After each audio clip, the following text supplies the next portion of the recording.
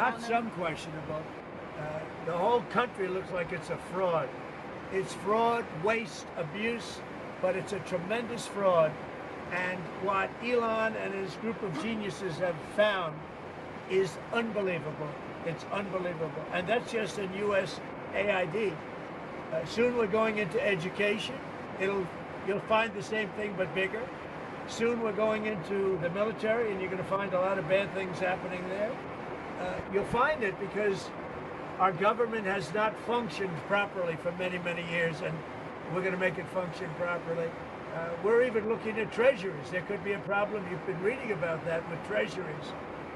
And that could be an interesting problem because it could be that a lot of those things don't count. In other words, that some of that stuff that we're finding is very fraudulent.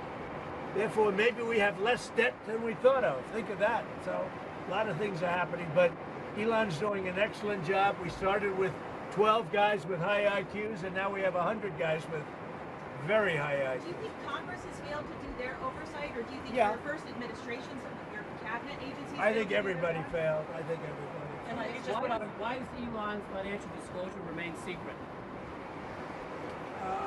Because nobody's looking at that. We're looking at all the corruption that's taken place. I mean, his financial disclosure is largely the number of shares that he's got in very public companies, and that's not secret at all. If you read that, you'll see a lot. I mean, he talks about his whole thing. I read one where it really gave a very good history of him, but basically it's a number of shares times a certain stock price.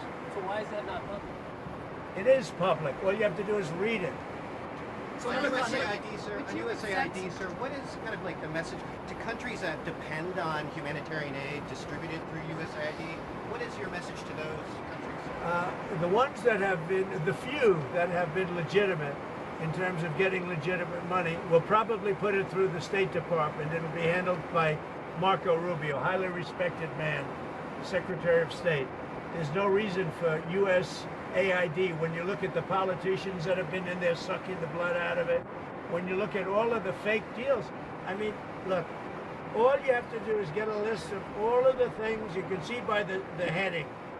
It's fake, it's fraudulent, it's probably kickbacks, where they send the money and then it gets kicked back to the person that sent it.